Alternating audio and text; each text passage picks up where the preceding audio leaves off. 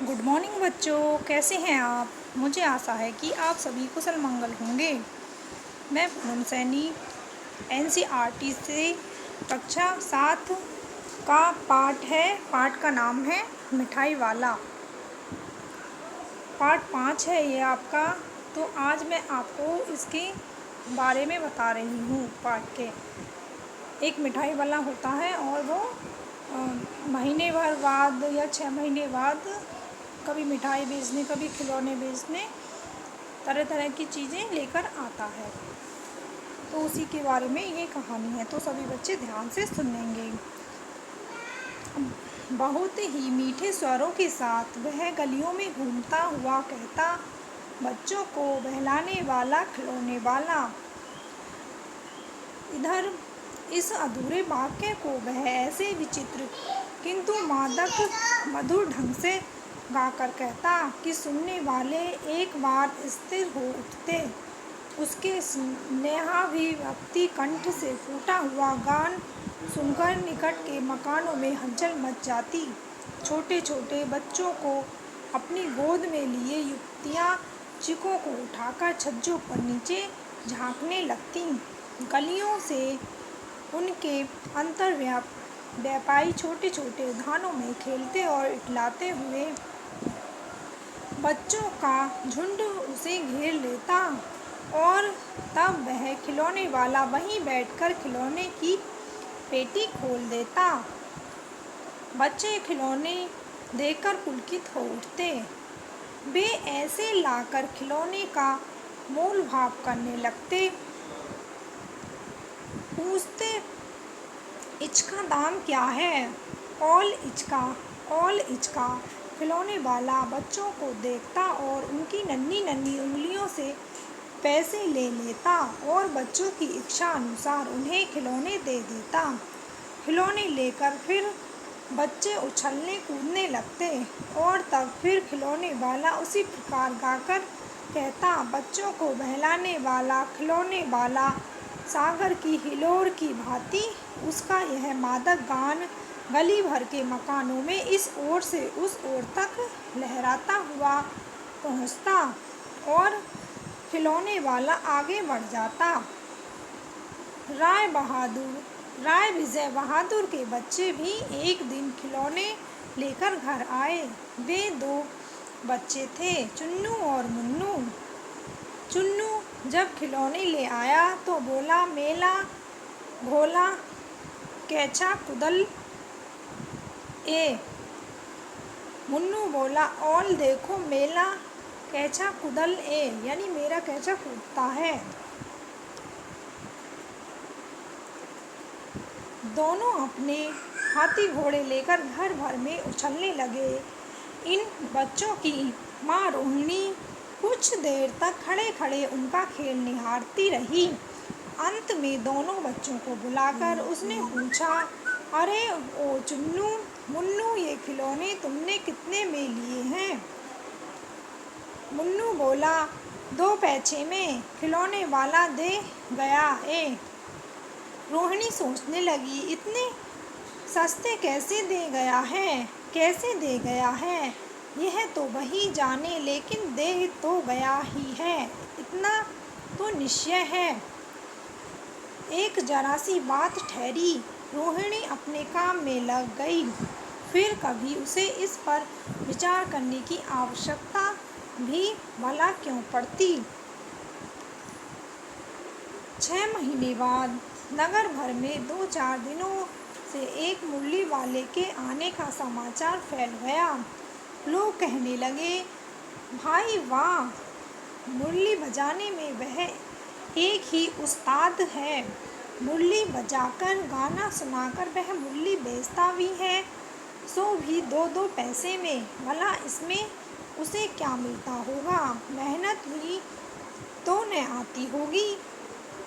एक व्यक्ति ने पूछ लिया, कैसा है वह मुरली वाला? मैंने तो उसे नहीं देखा।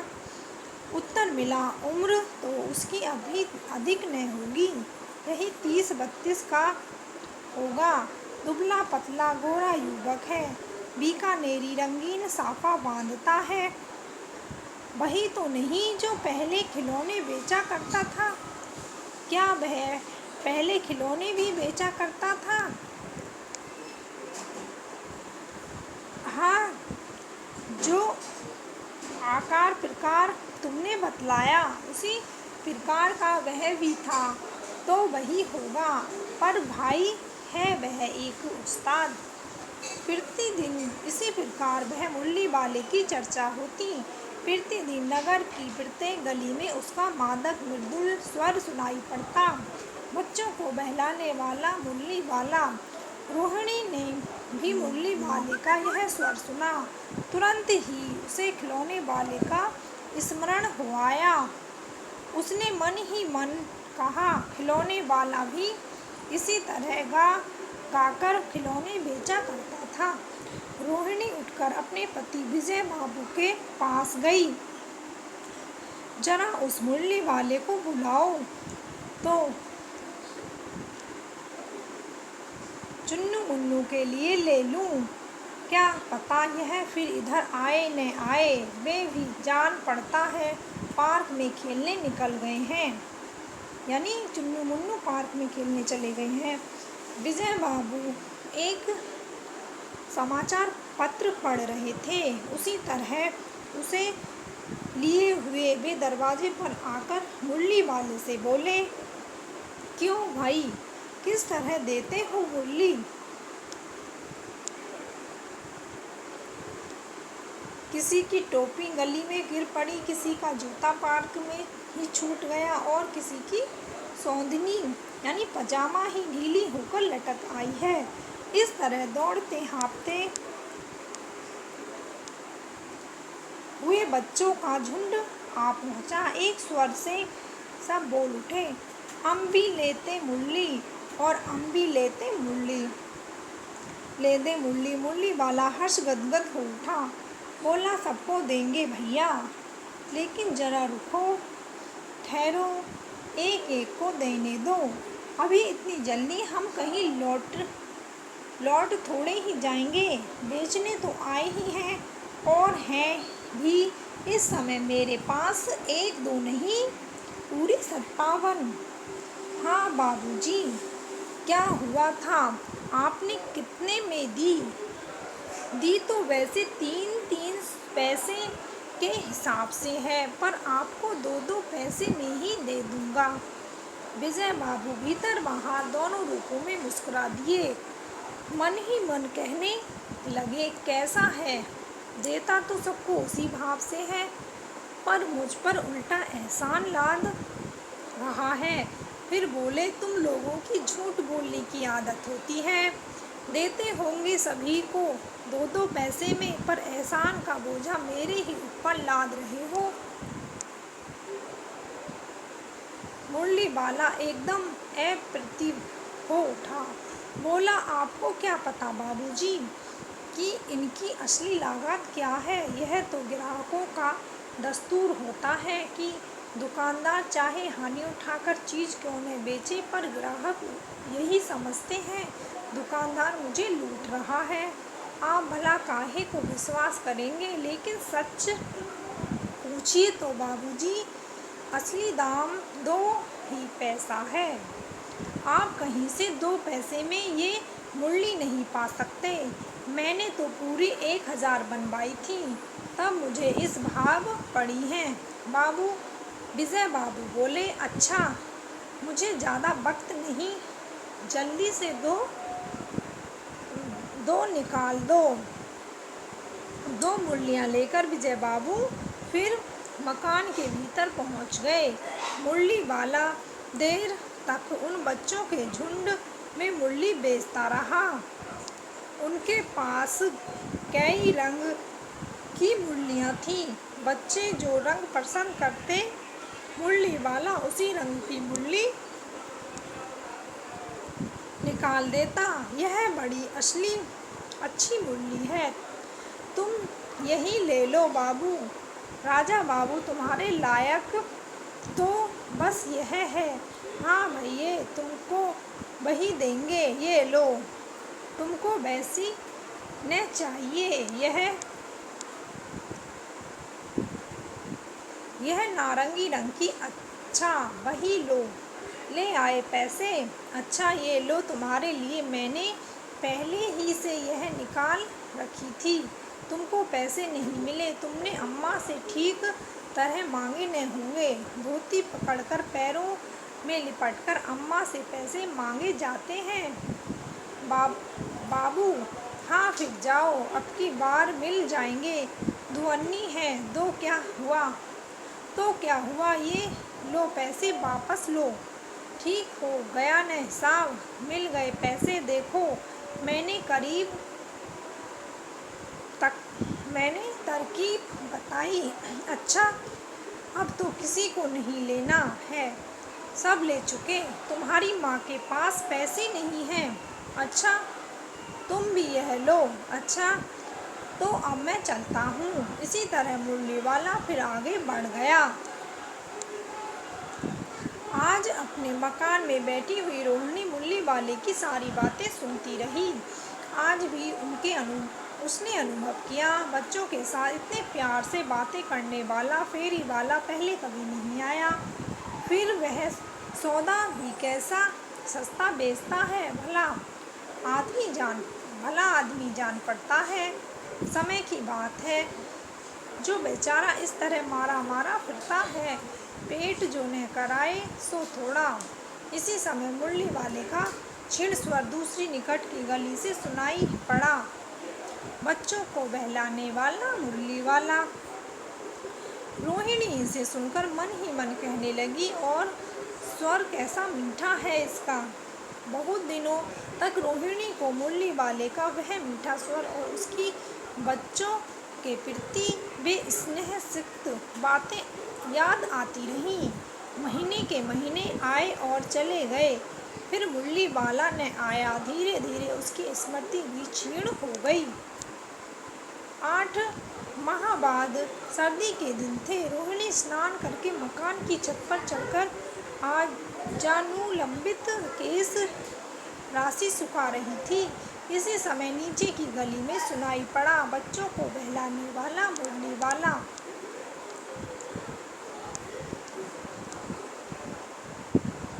मिठाई वाले का स्वर उसके लिए परिचित था। झट से रोहिणी नीचे उतर आई। उस समय उसके पति मकान में नहीं थे। हाँ, उनकी वृद्धा दादी थी। रोहिणी उनके निकट आकर बोली, दादी चुन्नू मुन्नू के लिए मिठाई लेनी है, जरा कमरे में चलकर ठहराओ। मैं उधर कैसे जाऊं, कोई आता न हो। जरा डटकर मैं भी चिक की ओट में बैठी रहूंगी। दादी उठकर कमरे में आकर बोली, ए मिठाई वाले, इधर आना। मिठाई वाला निकट आ गया, बोला, कितनी मिठाई दूँ माँ? ये नए तरह की मिठाइयाँ हैं, रंग बिरंगी, कुछ कुछ खट्टी, कुछ मीठी, जायकेदार, बड़ी देर तक मुंह में टिकती हैं, जल्दी नहीं घुलती। बच्चे बड़े चाव से चूसते हैं। इन गुणों के सिवाय ये खांसी भी दूर करती हैं। कितनी दूँ? चपटी गोल पहलदार गोलियां हैं। पैसे की 16 देता हूँ, यानी 1 पैसे की 16 देता हूँ। दादी बोली, 16 तो बहुत कम होती हैं, भला 25 तो देते। मिठाई वाला, नहीं दादी, अधिक नहीं दे सकता, इतना भी देता हूँ। यह अब मैं तुम्हें क्या, खैर मैं अधिक न दे सकूँगा। रोहिणी दादी के पास ही थी। बोली, दादी फिर भी काफ़ी सस्ता दे रहा है, 4 पैसे की ले लो। यह पैसे रहे। मिठाई वाला मिठाइयाँ गिनने लगा। 2 4 की दे दो। अच्छा 25 नहीं, सही 20 ही दो। अरे हाँ, मैं बूढ़ी हुई, मोल भाव अब मुझे ज़्यादा करना आता भी नहीं, दादी कहती हैं। कहते हुए दादी के पोपले मुँह से जरा सी मुस्कुराहट फूट निकली।